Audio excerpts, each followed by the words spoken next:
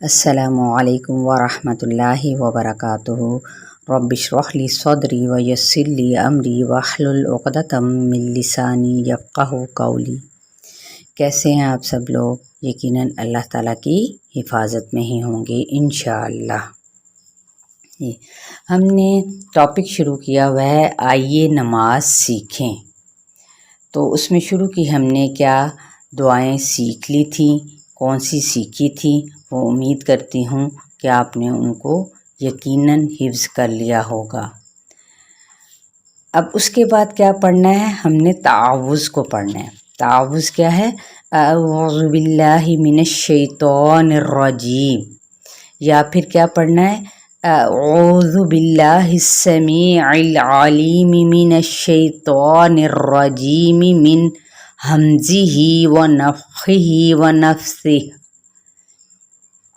میں اللہ کی پناہ مانگتا ہوں جو ہر آواز کو سننے والا اور ہر چیز کو جاننے والا ہے، مردود شیطان کے شر سے، اس کے وسوسے سے، اس کے تکبر سے اور اس کی پھونکوں سے۔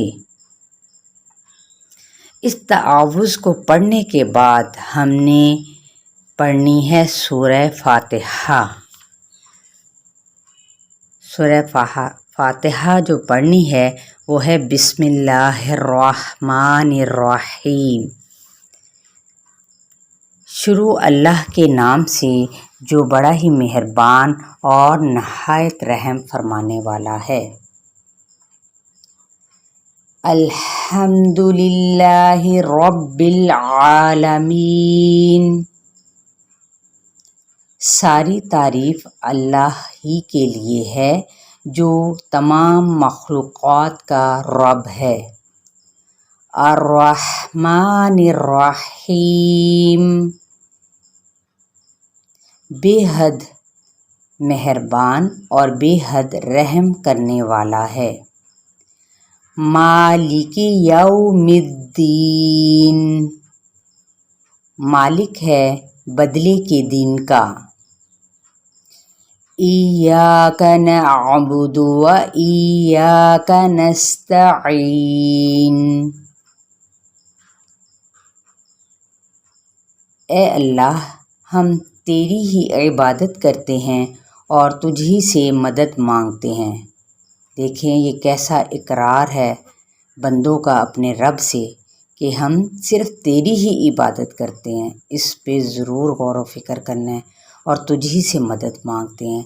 اللہ کے سوا نہ تو ہم نے کسی کی عبادت کرنی ہے اور نہ ہی مدد مانگنا ہے، صرف اپنے رب سے اسی پہ توکل کرنا ہے۔ اہدنا الصراط المستقیم، ہمیں سیدھے راستے پر چلا۔ سیدھا راستہ کون سا ہے؟ دین اسلام کا راستہ۔ صراط الذین انعمت علیہم، ان لوگوں کے راستے پر جن پر تو نے انعام کیا۔ انعام یافتہ کون ہے؟ سب سے پہلے انبیاء اکرام، پھر صحابہ اکرام، پھر شہداء، پھر صالحین۔ غیر المغضوب علیہم ولا الضالین، جن پر غضب نہیں کیا گیا اور جو گمراہ نہیں ہوئے۔ ٹھیک ہے، اب ہم نے انشاءاللہ تعالیٰ اپنی نمازوں کے اندر اسی طریقے سے پڑھنا ہے، یعنی اس کی صحیح تلفظ اور اس کی صحیح ادائیگی کے ساتھ۔ میں ایک بار پھر سے پڑھ دیتی ہوں سورہ الفاتحہ۔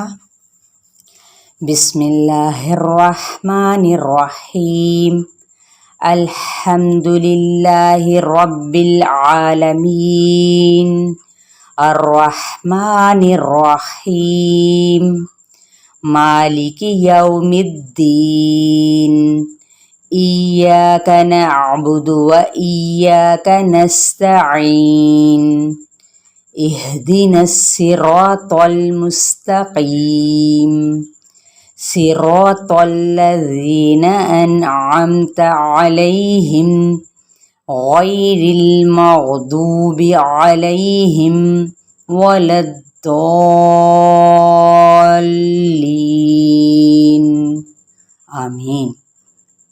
جی اب ہم نے انشاءاللہ تعالی ترجمے کو بھی ساتھ میں سیکھنا ہے، اس پہ غور و فکر کرنی ہے۔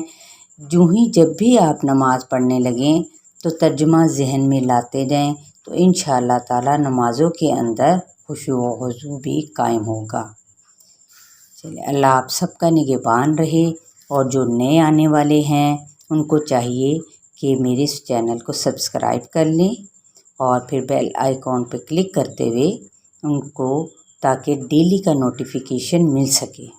تو ضرور لائک بھی کریں، شیئر بھی کریں اور کمنٹس بھی پاس کریں۔